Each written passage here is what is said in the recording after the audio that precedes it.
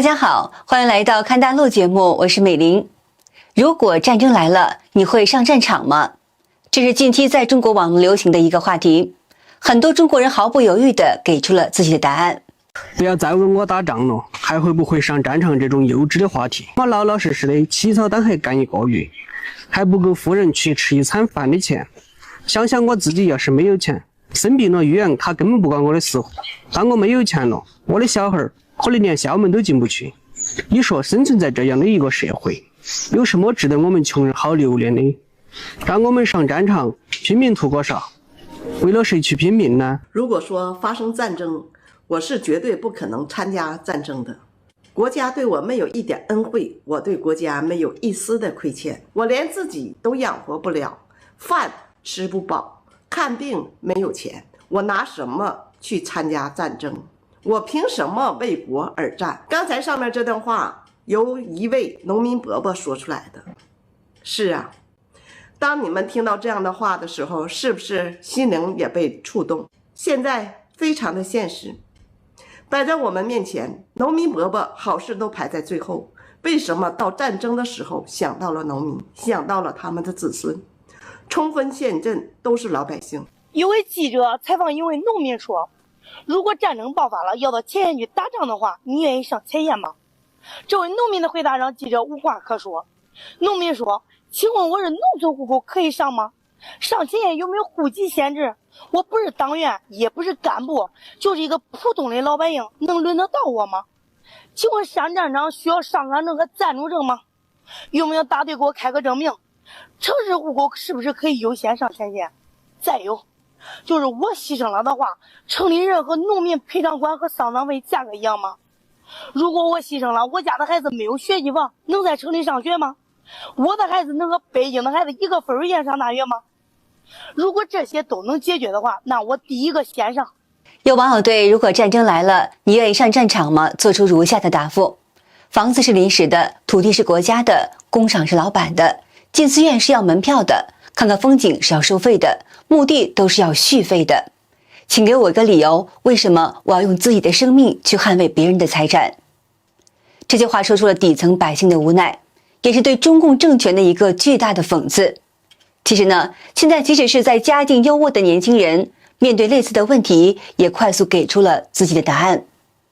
一名南京大学考古学专业的读研的男生和一名中央戏剧学院大4的女生这样表示：如果战争来临了，你会选择移民还是上战场？移民。为什么？我有条件移民。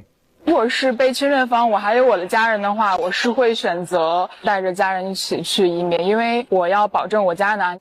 这是其他路人接受采访时的快速回答。就如果说国家有危难的话，您会挺身而出吗？我吃啥一个吃，我给个啥嘛？就如果说国家有危难的话，您会挺身而出吗？我得考虑一下。国家有危难的话，会挺。他会。你不会吗？他会当兵，他当兵的。活不起。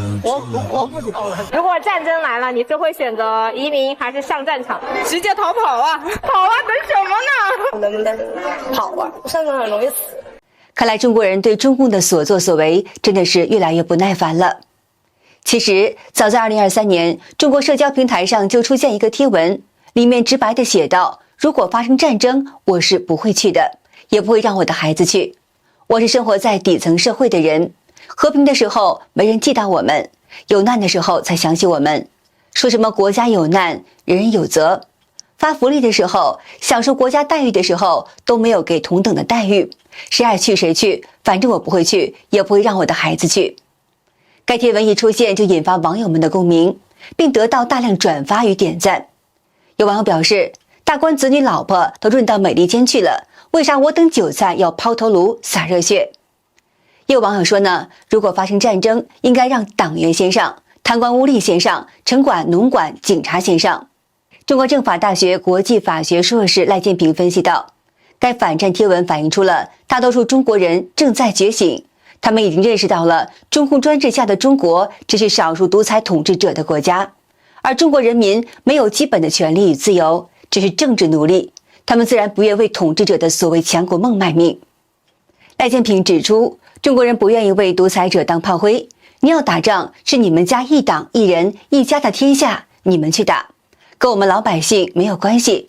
假如有外敌入侵的话，我还巴不得给人当带路党呢，恨不得有一个强大的外部力量来解放我们。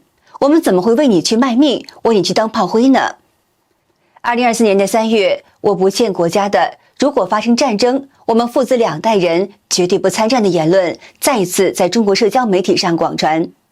而另外一则热传的网帖对此进行了回应，说我们都是社会底层的人，和平时期没人记得我们，打仗时候才想起我们，说什么国家有难人人有责，发福利时候享受待遇的时候，我们没有得到同等待遇，我们不欠政府的，我只欠父母的。有一则家长写给孩子的贴文说，孩子，你要记住，养大你的是你的父母，你从不欠祖国和政府半毛钱，因为他们从不允许你赊账。没钱你进不了学校，你看不起病，你坐不了车，住不起房，没钱你甚至出生都出生不了。对此，大 V 魔女平头哥在视频中总结3点中国人不愿意参战的原因。第一点呢，现在战争是高科技的硬战争，战争专业水平高，很多人都说自己条件达不到要求，普通老百姓太不容易了，出门赚钱太难了，城市户口与农村户口享受待遇不一样，这是严重影响了老百姓的热情，所以中国社会多少年积累下的各种负面情绪注定会爆发。第二呢，大多数现在的中国人都有车贷、房贷、花贷和信用卡等各种贷款，他们需要按时还款。如果战争来了，上战场，还款的事情怎么办？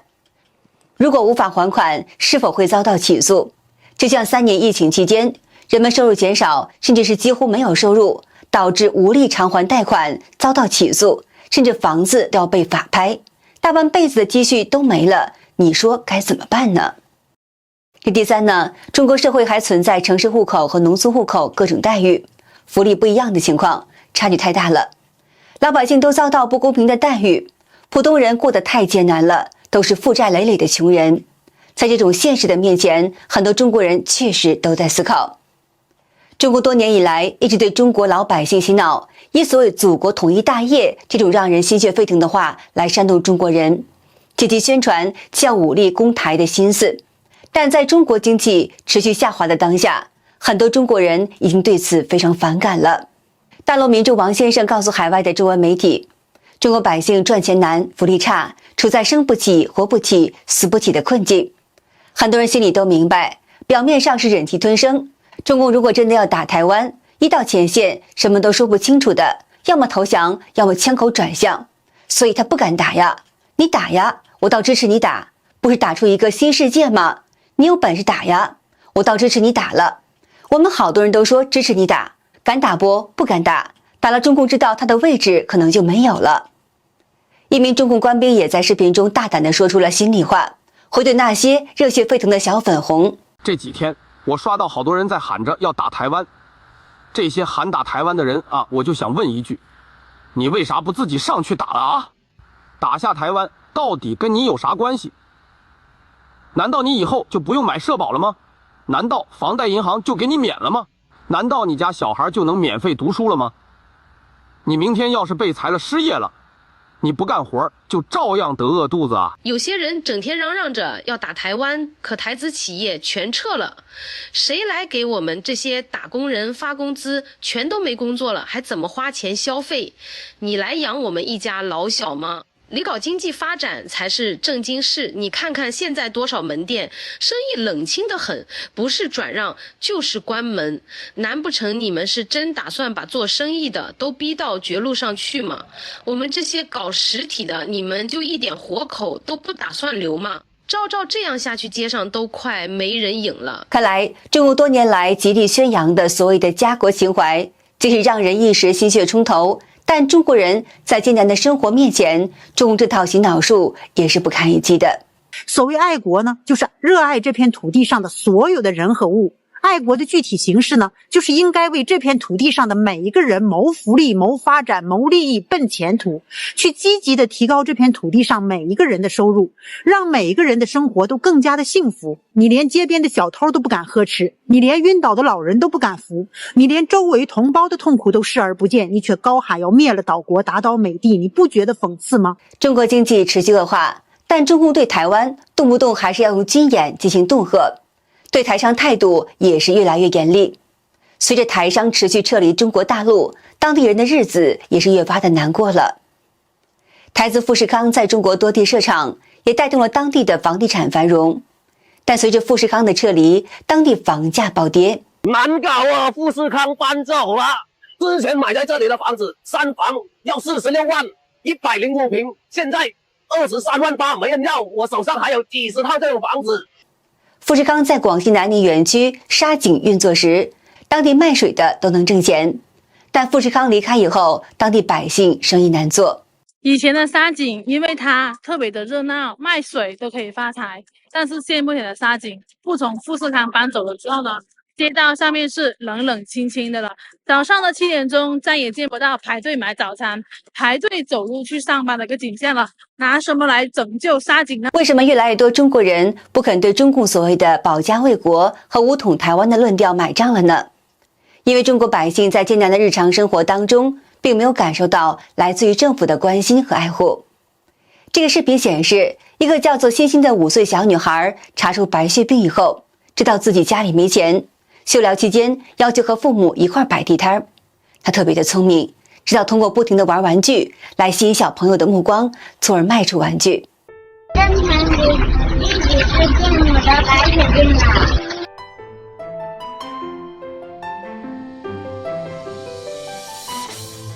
X 平台博主海外爆料对此评论说，世界第2大经济体中共国5岁孩子街头摆摊为自己挣钱治疗白血病，幼无所学，老无所养，病无所医，有无尽美钞，满世界撒币，无限碎银为韭菜续命。